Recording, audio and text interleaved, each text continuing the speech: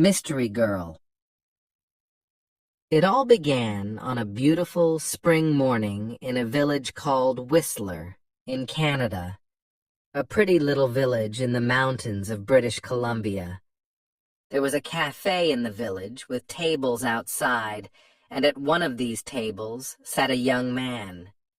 He finished his breakfast, drank his coffee, looked up into the blue sky, and felt the warm sun on his face.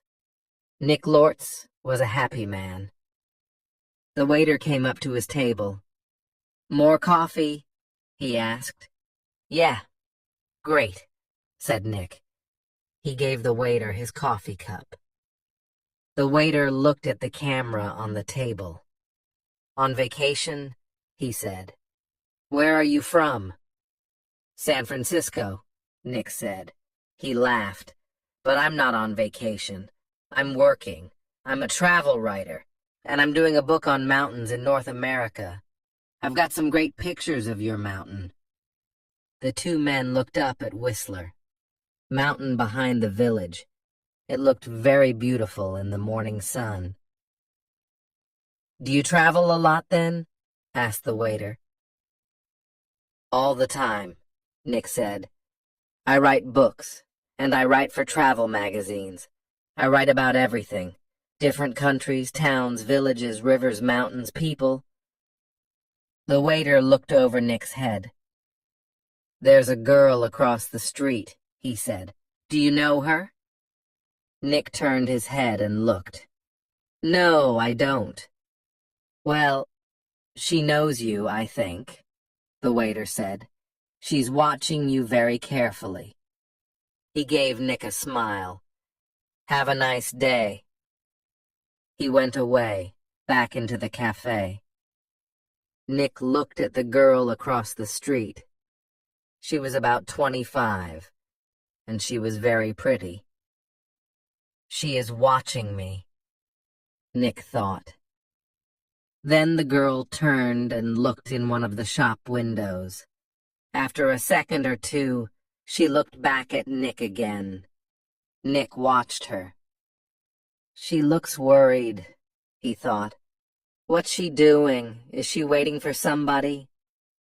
Suddenly, the girl smiled. Then she walked across the street, came up to Nick's table, and sat down. She put her bag down on the table. The bag was half open. The girl came up to Nick's table. "Hi, I'm Jan," she said. "Do you remember me? We met at a party in Toronto." "Hi, Jan," said Nick. He smiled. "I'm Nick, but we didn't meet at a party in Toronto. I don't go to parties very often, and never in Toronto." "Oh," the girl said. But she didn't get up or move away. "Have some coffee," said Nick. The story about the party in Toronto wasn't true, but it was a beautiful morning, and she was a pretty girl. Maybe it was a party in Montreal or New York. The girl laughed. "Okay, maybe it was, and yes, I'd love some coffee." When she had her coffee, Nick asked, "What are you doing in Whistler? Or do you live here?" "Oh, no," she said. "I'm just traveling through. And what are you doing here?" "I'm a travel writer," Nick said, "and I'm writing a book about famous mountains." "That's interesting," she said. But her face was worried, not interested, and she looked across the road again. A man with very short white hair walked across the road. He was about 60 years old, and he was tall and thin. The girl watched him. "Are you waiting for someone?" asked Nick. "No," she said quickly. Then she asked, "Where are you going next, Nick?" "To Vancouver for 3 or 4 days," he said. "When are you going?" she asked. "Later this morning," he said. There was a letter in the top of the girl's half-open bag. Nick could see some of the writing, and he read it, because he saw the word Vancouver. And we can meet at the Empress Hotel, Victoria, Vancouver Island on Friday afternoon. So she's going to Vancouver too, he thought. Suddenly the girl said, "Do you like movies?" "Movies? Yes, I love movies," he said. "Why?" "Are you waiting for someone?" asked Nick. "I know a man, and he loves movies and going to the cinema," she said slowly. "People call him Mr. Hollywood." She smiled at Nick. "Can I call you Mr. Hollywood too?" Nick laughed. "Okay," he said. "And what can I call you?" She smiled again. "Call me Mystery Girl," she said. "That's a good name for you," said Nick. Just then, the man with white hair came into the cafe. He did not look at Nick or the girl, but he sat at a table near them. He asked the waiter for some breakfast. Then he began to read a magazine. The girl looked at the man, then quickly looked away again. "Do you know him?" Nick asked her. "No," she said. She finished her coffee quickly and got up. "I must go now," she said. Nick stood up too. "Nice to," he began. But the girl suddenly took his face between her hands and kissed him on the mouth. "Drive carefully, Mr. Hollywood. Goodbye," she said, with a big, beautiful smile. Then she turned and walked quickly away. Nick sat down again and watched her. She walked down the road and into a big hotel.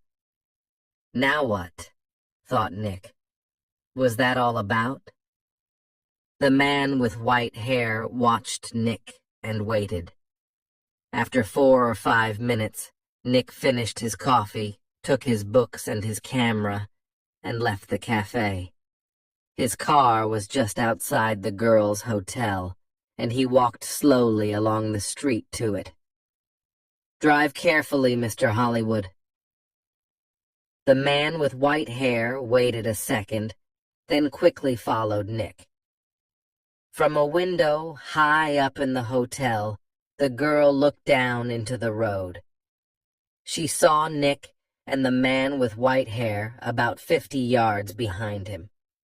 Nick got into his car, and the man with white hair walked quickly to a red car across the street.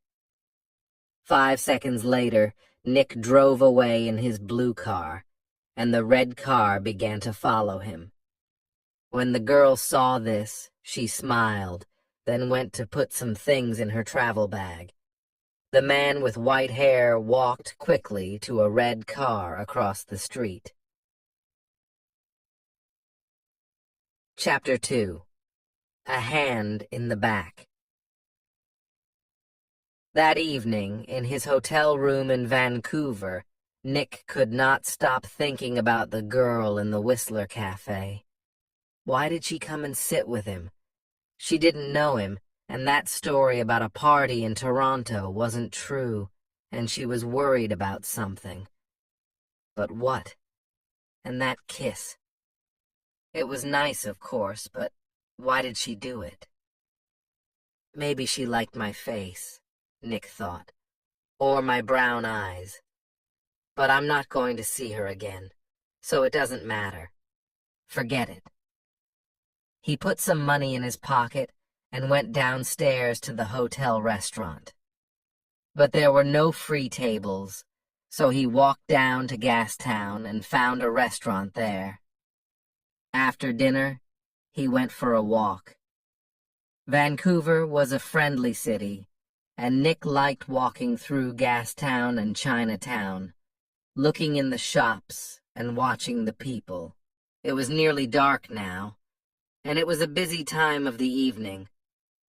There were a lot of cars and a lot of people. After a time, Nick began to walk back to his hotel.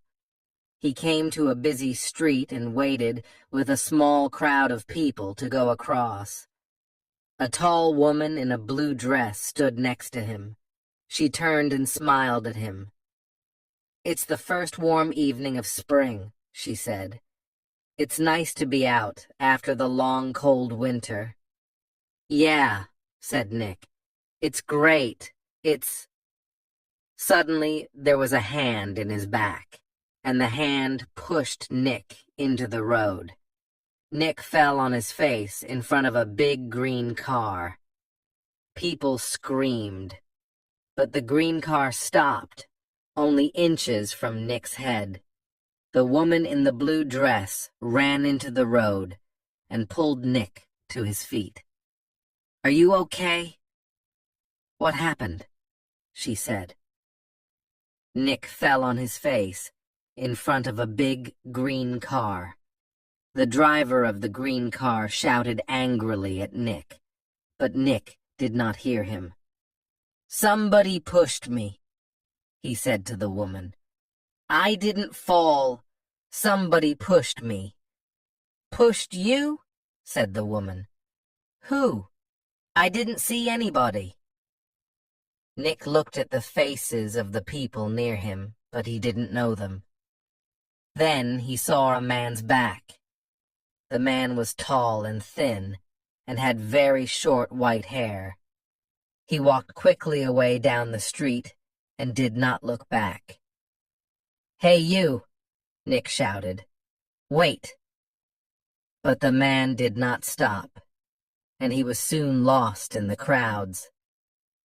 "Did he push you?" asked the woman in the blue dress.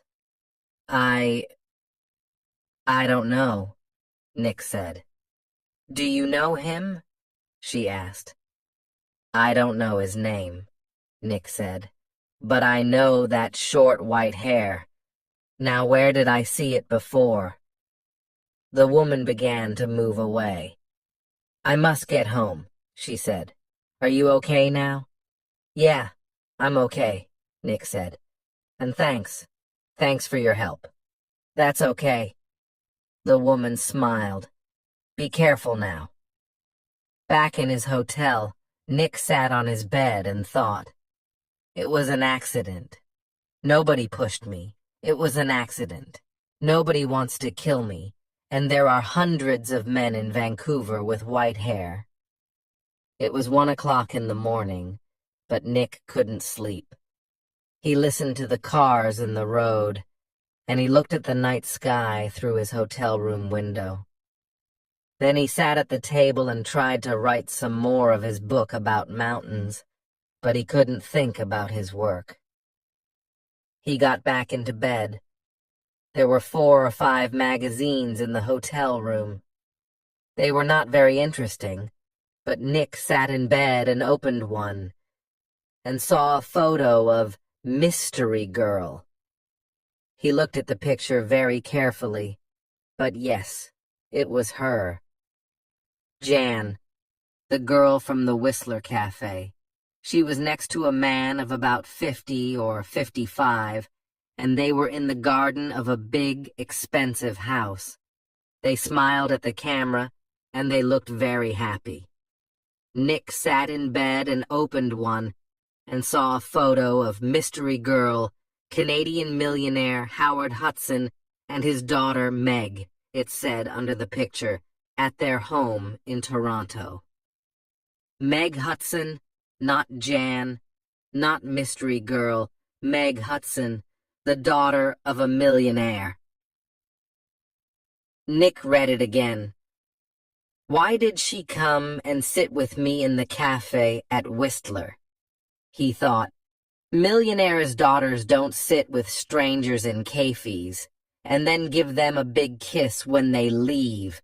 Why did she do it? What did she want? He thought back to the cafe in Whistler and the girl next to him at the table. Then he remembered something. He remembered a man at a table near them in the cafe. A tall, thin man, about 60 years old. A man with very short white hair. Nick didn't sleep much that night. Chapter 3 A walk in the park. The next day was Thursday. Nick stayed in his hotel room and wrote about mountains all morning. Then he drove to Stanley Park in the afternoon. He sat and read a book for an hour. Then he went for a walk under the tall trees. There was nobody here. It was quiet, and he could walk and think. He thought about Meg Hudson and about the man with white hair. Did he know Meg Hudson? Did she know him? He remembered Meg Hudson's last words. "Drive carefully, Mr. Hollywood." Why did she say that? Why did she call him Mr. Hollywood? He didn't understand any of it. Suddenly, he heard a noise. Nick turned and ran. He stopped. That was a gun, he thought. There's somebody in the trees with a gun. There it is again. Then something hit the tree over his head. Somebody's shooting at me, Nick thought. He turned and ran, and somebody began to run after him. Nick ran through the trees. There was no sun in here, and it was half dark, and there were no people. Nobody to help him. I must get to my car, Nick thought. Find some people. The police. He ran on. He could still hear the gunman behind him, so he ran faster. After 3 or 4 minutes, he stopped and listened. Nothing. It was all quiet. Nick was afraid. What's happening? He thought. Why is somebody shooting at me? First a hand pushes me in front of a car, and now somebody's shooting at me. He waited another second or two, then walked quickly back to his car. He was very careful. He looked and listened all the time, but nobody came out of the trees, and nobody shot at him. Then he saw people, women with young children, some boys with a football, 2 men with a dog. He began to feel better. Nobody can shoot me now, he thought. Not with all these people here. 10 minutes later, he was back at his car. There was a letter on the window. Nick read it. It said, "I'm going to kill you, Mr. Hollywood." Nick drove to the nearest police station. He waited for half an hour, then a tired young policeman took him into a small room. Nick told his story, and the policeman wrote it all down. "So what are you going to do?" asked Nick. "Nothing," said the policeman. "Nothing," said Nick. "But somebody shot at me and—" "Mr. Lortz," the policeman said tiredly. "How many people are there in this town with guns?" "I don't know," said Nick. "But you didn't see the gunman. Was it a man, a boy, a woman? Color of eyes, long hair, short hair? You don't know because you didn't see anybody. Maybe it was an old girlfriend. Maybe somebody doesn't like your travel books, Mr. Lortz. But what about the man with whitey hair in Whistler?" said Nick. "The girl, Meg Hudson, called me Mr. Hollywood in the cafe, and this man heard her. And now I get a letter to Mr. Hollywood on my car. Who is this Mr. Hollywood?" "We all want answers to our questions, Mr. Lortz," the policeman said. "But we don't always get them." Questions, but no answers.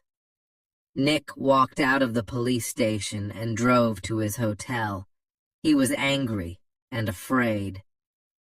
How did the man with white hair find me in Vancouver? He thought.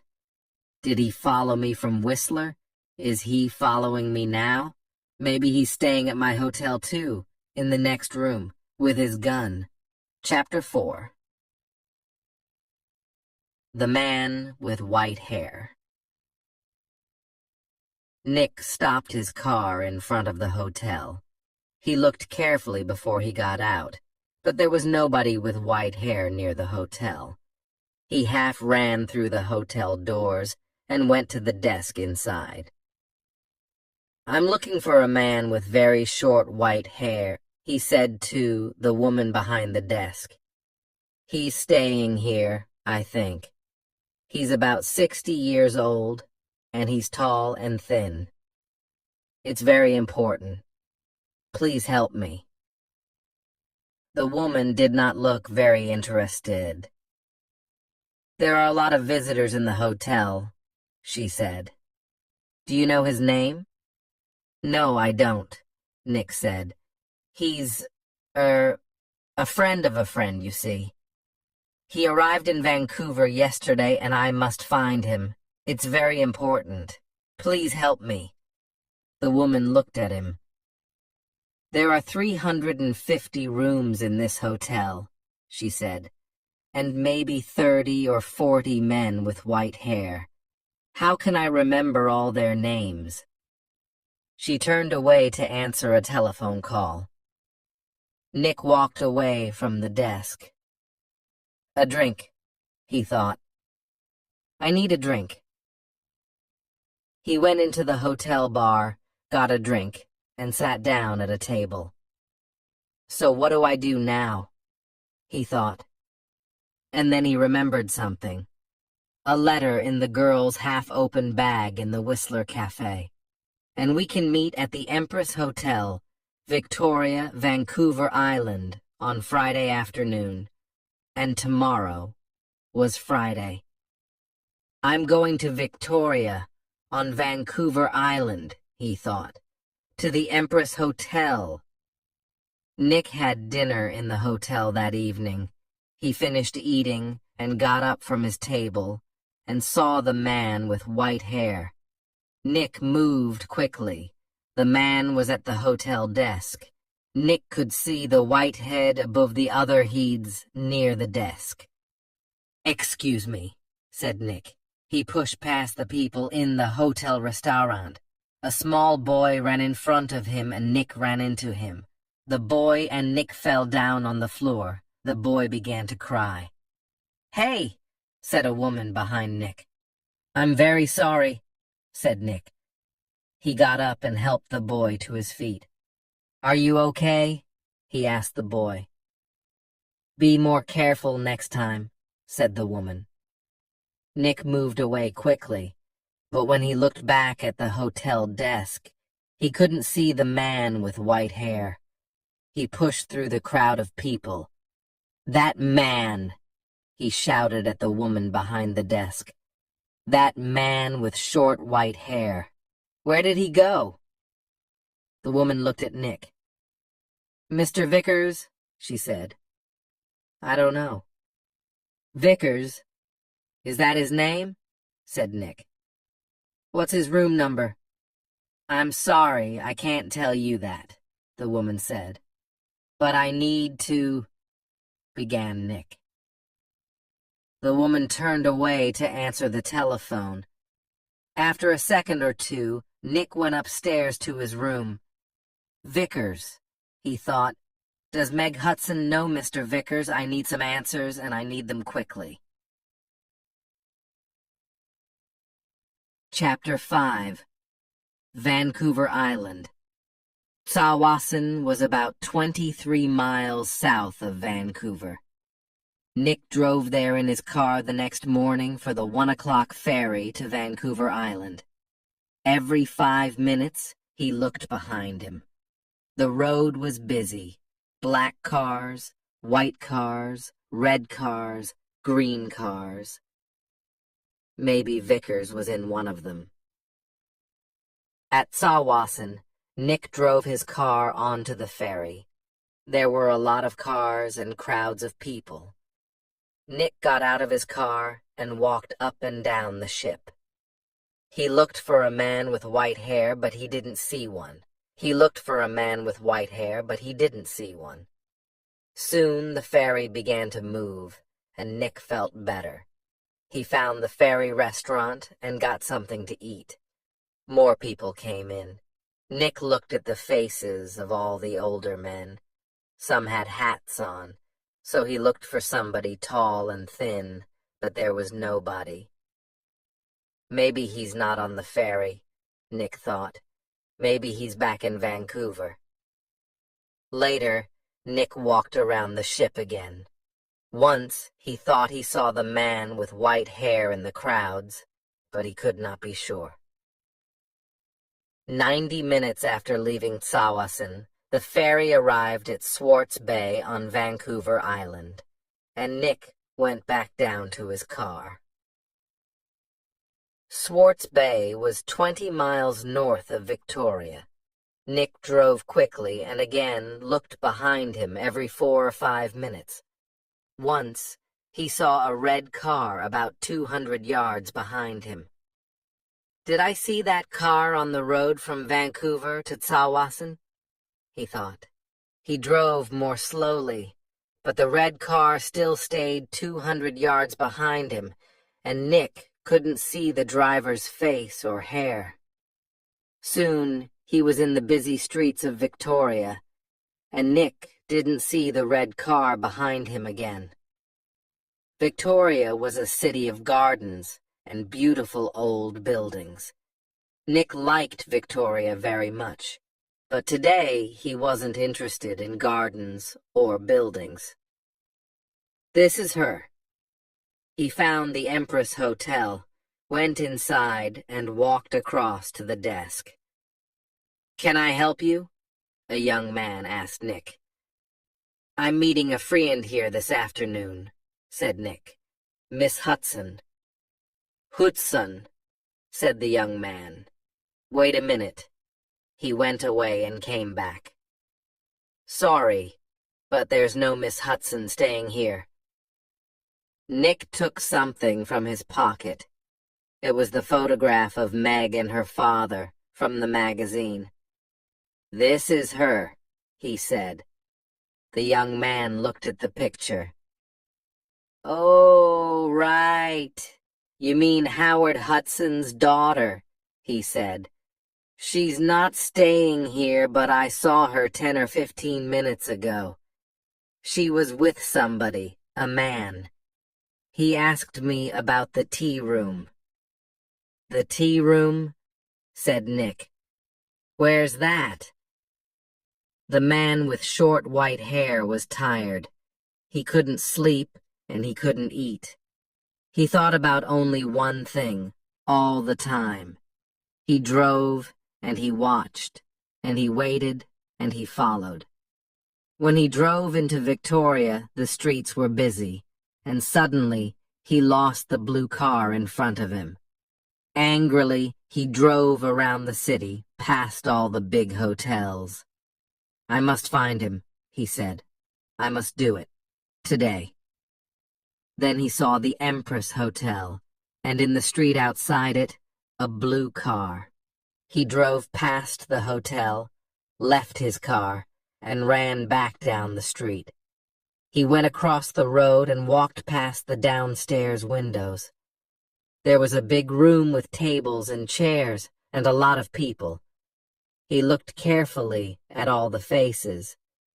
"There she is," he said suddenly. There were 2 men with the girl. He couldn't see their faces, only the backs of their heads, but one of the men was in a green shirt. "Goodbye, Mr. Hollywood." "Mr. Hollywood," the man said and smiled. "Goodbye, Mr. Hollywood." People in the street turned to look at him, but the man did not see them. He walked up to the doors of the hotel and put a hand into his pocket. Inside, the gun was cold and hard. Chapter 6. A Tea Party. Nick looked through the doors of the tea room in the Empress Hotel. Meg Hudson sat at a table with a man. The man was about 30, or maybe a year or 2 younger. He was tall and brown from the sun. He wore a white shirt, white trousers, and white shoes. He said something to Meg, and she laughed. She looked very happy. Meg Hudson sat at a table with a man.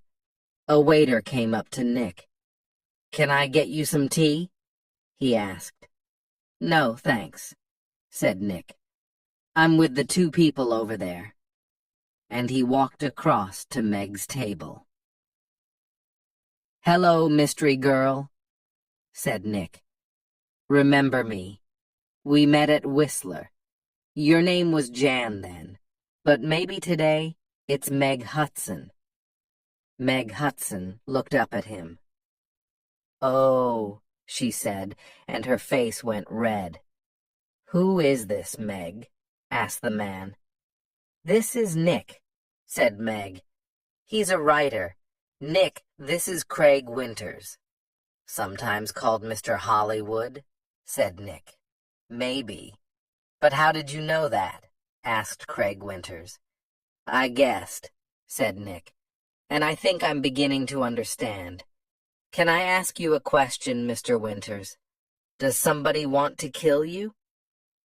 Craig Winters' face went white. "Kill me? What are you talking about?" asked Meg. "Before I tell you, answer this question, please," said Nick. "You called me M.R. Hollywood in Whistler, and you wanted the man at the next table, the man with white hair, to hear you. Is that right?" "I wanted him to follow you, and not me." Meg Hudson did not answer at first. Then she said quietly, "Yes." "Why?" asked Nick. "I wanted him to follow you, and not me." "Why?" Nick asked again. "I think he's a detective," said Meg, "and I think he's working for my father. I saw him soon after I left Toronto. He followed me." Meg put her hand on Craig Winters' arm. "My father doesn't like Craig. A month ago, he told me not to see Craig again. I'm not happy, and he knows that. I think he guessed that I'm meeting Craig, and now he wants to find Craig and stop him seeing me." "Stop him?" said Nick. "Or kill him?" "No," Meg Hudson said. "Daddy doesn't—" "The man with white hair pushed me in front of a car in Vancouver," Nick told her. "And he shot at me in Stanley Park." "What?" said Meg. Tell me about this man with white hair," Winters said suddenly. Nick looked at him. "He's about 60, and he's tall and thin," he said. "Do you know his name?" asked Winters. "Vickers," said Nick. Craig Winters suddenly looked ill. Did he follow you to Victoria? Did he follow you here?" "I don't know," said Nick. He watched Winters. "You're afraid of him. Why? Why does this man Vickers want to kill you, Winters?"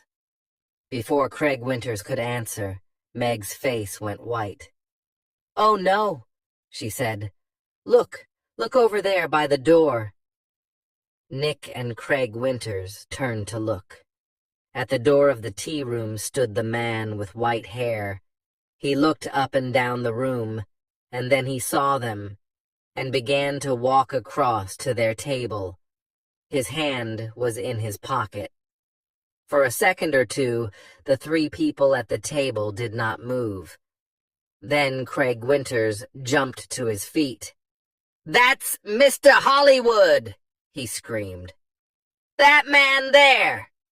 And he pointed at Nick. The man's hand came out of his pocket with a gun. "This is for Anna," he shouted. "This is for Anna," he shouted. Nick moved very fast. The tea table went over, and Nick was down on the floor in a second. The shot went over his head, and Meg screamed. At the same time, Craig Winters shouted out and put a hand on his arm.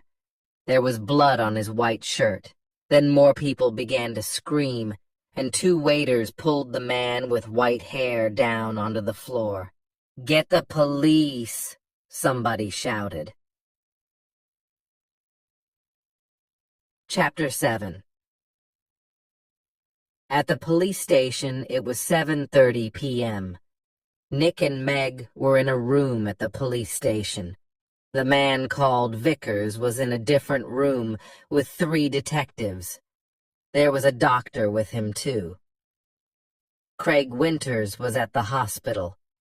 The door opened and a detective came in with 2 cups of coffee. He put them down on the table and turned to go out again.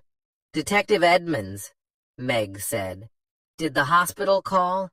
Is Craig going to be all right?" "Winters?" Detective Edmonds said. "Yes, he's going to be okay." "Can I call the hospital now?" asked Meg. "I'd like you to wait," said Edmonds. "Detective Keat is going to be here in a minute. He's just coming from the airport and—" He looked through the open door.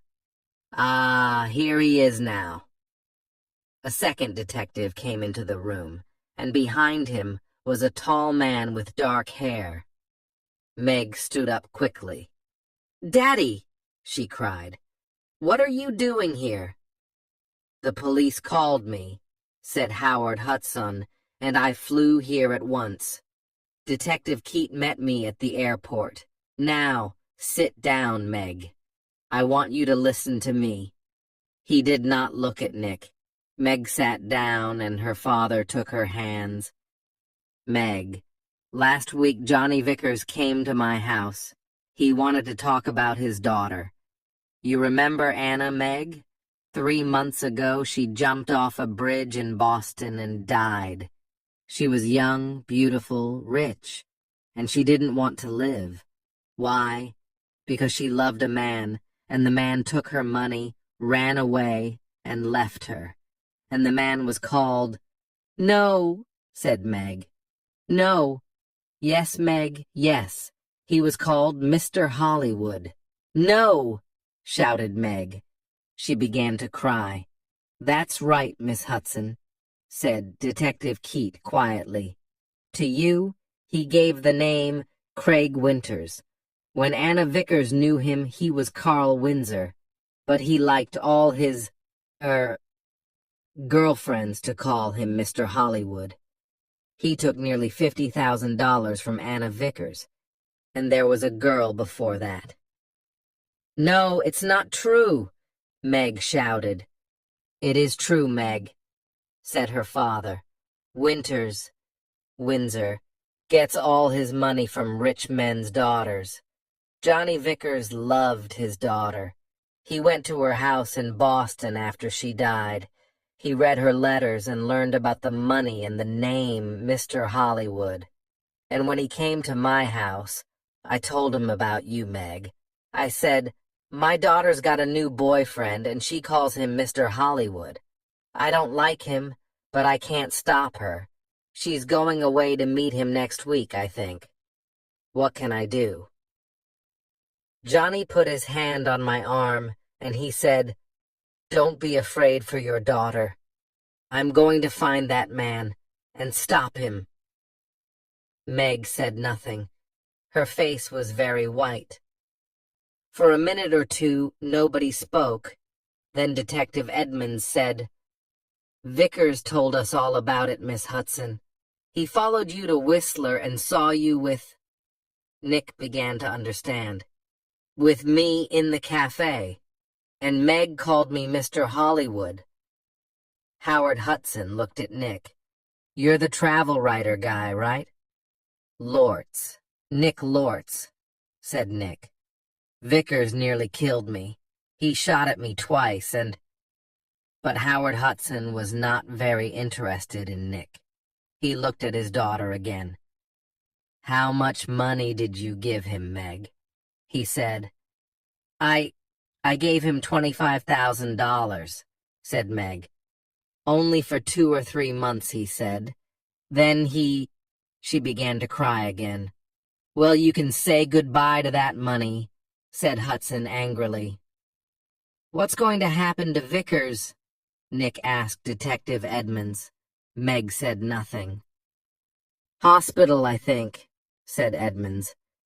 "Okay, he shot at you and about 50 people saw him, but he's not a well man.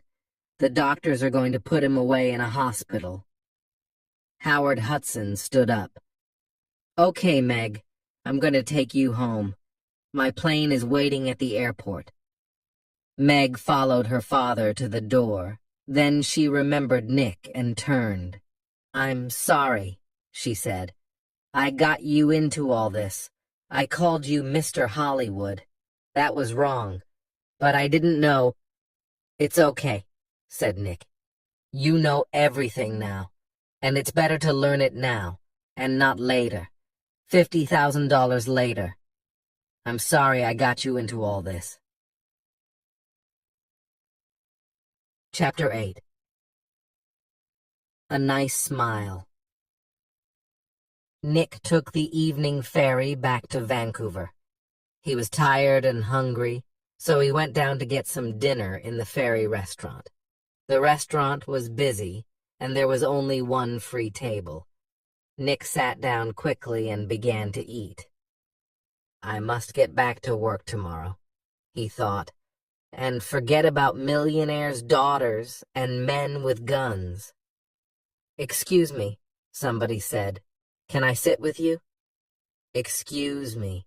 Can I sit with you? Nick looked up. There was a pretty girl next to his table. He got up. It's okay, he said. You can have this table. I don't want it. And he began to move away. Please don't go, the girl said. Stay and finish your dinner. She smiled at him. It was a nice smile, but Nick knew all about nice smiles. I'm not hungry, he said, and he walked quickly out of the restaurant. The end.